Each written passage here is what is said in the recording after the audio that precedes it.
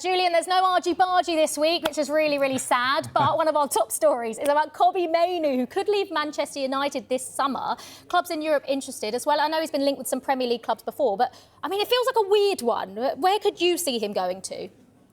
Yeah, you're right, Liv. I think it's a bit strange in the sense that not that long ago, he was the next big thing in English football, really, both at United and for England, starting, doing really well. He's a player that is so gifted technically. Clearly, there's no doubt. And maybe you can discuss what his best position is on the pitch, which is, I think, a fair debate.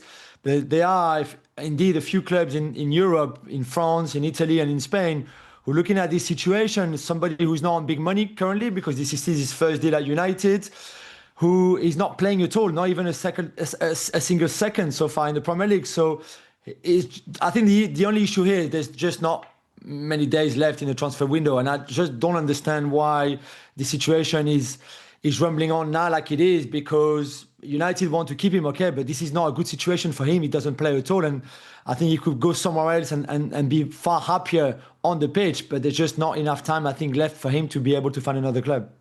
Oh, it's an interesting one. It's a bit of a World Cup year as well. He's obviously going to want to play. I mean, it does look like exits at United are getting closer. Obviously, Rasmus Højlund joined from Serie A. Now looks like he wants to go back to Serie A and Napoli. Is that a good fit?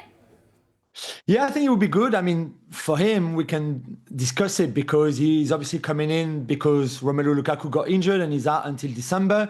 So he's very much the replacement of that. But what happens to Højlund when Lukaku comes back in December? I think in Conte's mind, unless Højlund does exceptionally well between now and December, which might be the case if he joins Napoli, the number one is very much Lukaku in that position. And they would only play really with a striker because behind you've got De Bruyne and Scott McTominay, who are very important players for that team. So I'm not really sure where Højlund fits past December, but for now, he almost went to Milan and in the end could not really find an agreement personally with them. But Napoli, I think, is a challenge that he wants to go to, and they certainly need a player like him to play up front. We saw Lorenzo Luca starting at the weekend away at Sassuolo, and that was not really that great. Højlund is an upgrade on him, I think. But what kind of Højlund would we see? Was it the one that was at Atalanta before signing to Man United, or the one that was so average at Man United? Yeah, interesting. Arsenal trying to add another defender. Mikel Arteta loves a defender, doesn't he? What do you make of Piero Hincapie potentially joining the Gunners? Great talent and very much Mikel Arteta kind of signing, 23 years old, who can play left back, left centre back, left-footed centre back. He's very good on the ball, very comfortable, great in duels. He's one of the defenders in Bundesliga last season that won the most duels with Bayer Leverkusen. So a very solid, a very good option with only a year left on his contract, so he won't be too expensive. The thing is, Arsenal need to let some of their defenders go first before even thinking about making that deal for Hincapie. We know that Kiwior is getting closer to a move to Porto, which is, I think, a good thing for him and for Porto. He's a very good centre-back. There's just not enough game time for him at Arsenal. And then maybe if Kiwior goes as a loan with an option to buy of around 30 million euros, then I think Hincapie could then come in the other way. But before Hincapie can sign for Arsenal, they need to let some of the defenders go.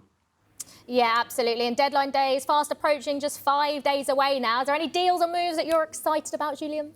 Yeah, I heard you talking about West Ham and Souček. Magasa, the young player from Monaco. So good to Magasa. I think he's on his way. 17 million euros plus 3 in bonuses. He's a central midfielder that can play as a centre-back as well. He's very young. He's very raw still. But I think he's a good signing for West Ham. Maybe not for now. And the problem is they need reinforcement for now. But more for the future. Yeah, maybe Yeremi Pino as well to Crystal Palace, the replacement for Eberechi Eze. Very different style of player. Had a really good season last year at Villarreal. The one before had a bad injury, but at 30 million euros, I think this is a good deal for Crystal Palace. And there's obviously still talks between City and PSG for Donnarumma. And this one is, at the moment, a bit of a just not moving forward too much. They're not agreeing on what the transfer fee should be for Donnarumma with a year left on his contract. And still Adrien Rabiot, who's, remember the argy-bargy from last week? He's still very much on the transfer list at Marseille. You see, I can always place my argy-bargy somewhere. And Tottenham and West Ham are quite keen on Rabiot. I still think that he could stay at Marseille, though.